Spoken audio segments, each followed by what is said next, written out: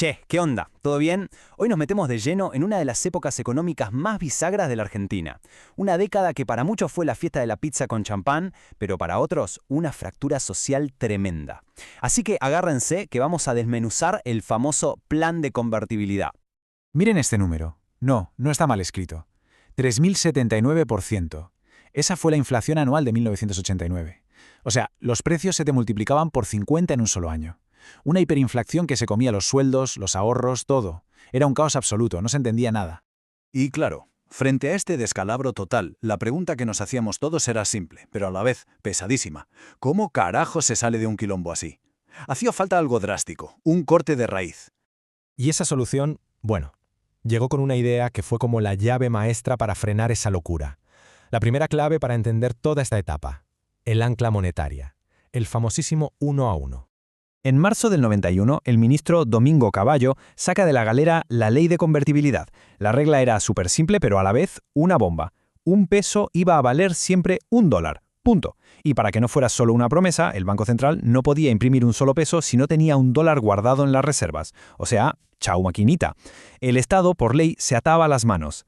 Y lo que pasó después, para un país que venía de décadas de inflación, fue casi un acto de magia, de verdad. La hiperinflación paró en seco. De un día para el otro, los precios se clavaron. La estabilidad, esa palabra que parecía de otro planeta, de repente había vuelto. A ver, los datos crudos son una locura. Miren la tabla. La columna de la inflación. Pasamos de más de 3.000% a un dígito en poquísimos años. Y la del PBI, después de venir de un palazo, empieza a crecer a lo bestia, a tasas de 2 dígitos. La economía se reactivaba, venían inversiones. Era, sin dudas, la cara exitosa del plan. Pero ojo, el 1 a 1 no vino solo. La segunda llave para entender este modelo fue su alcance. Fue gigante. Una ola de reformas estructurales que venían con la Ley de Reforma del Estado. Y en el medio de todo, la venta masiva de las empresas públicas. Las famosas joyas de la abuela.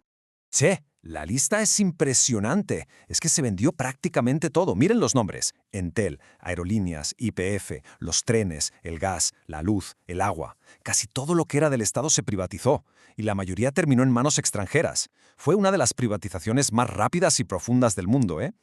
El discurso oficial, digamos, tenía 3 patas. Primero, juntar guita fresca para tapar el agujero de las cuentas públicas. Segundo, usar las empresas como parte de pago para renegociar la deuda externa. Y tercero, la gran promesa de que los privados iban a invertir y modernizar servicios que, seamos sinceros, en muchos casos funcionaban para el traste.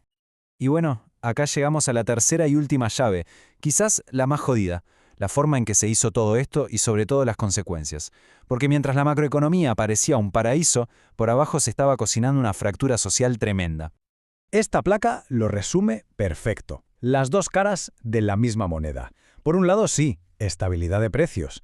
Pero en la contracara era un peso recontrafuerte que abrió la puerta a una invasión de productos importados, baratísimos, que barrieron con miles de fábricas nacionales. El PBI crecía, pero al mismo tiempo había despidos por todos lados. Se modernizaban algunos servicios, sí, pero a costa de hacer pelota el tejido industrial y social del país.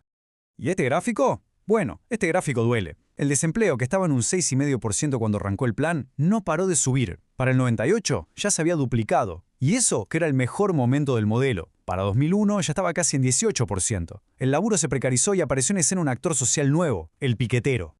Entonces, acá está la gran paradoja de los 90. Si el costo social era tan grande y se veía en la calle, ¿por qué el plan tuvo un apoyo político y social tan fuerte durante casi toda la década? Sin dudas, el fantasma de la hiper, el miedo a volver a ese caos, pesaba una tonelada. Para que se entienda la dimensión de ese consenso, vamos al año 99. Plena campaña presidencial para ver quién seguía después de Menem. La recesión ya estaba instalada, el desempleo por las nubes, pero los economistas de los partidos más importantes estaban todos de acuerdo en algo que era sagrado. La convertibilidad no se tocaba. Esta frase lo dice todo. El modelo había ganado la batalla cultural. Era el único camino posible, parecía que no había alternativa. El plan estaba blindado políticamente, incluso cuando sus bases ya temblaban. Pero la fiesta, como toda fiesta, en algún momento se termina. La crisis de Rusia y la devaluación de Brasil en el 98 fueron el golpe de knockout. De repente, Argentina era carísima. La recesión se hizo eterna, la deuda era una bola de nieve impagable y el sistema, que necesitaba que entraran dólares todo el tiempo, colapsó. Y el final llegó en medio de la peor crisis de la historia argentina moderna.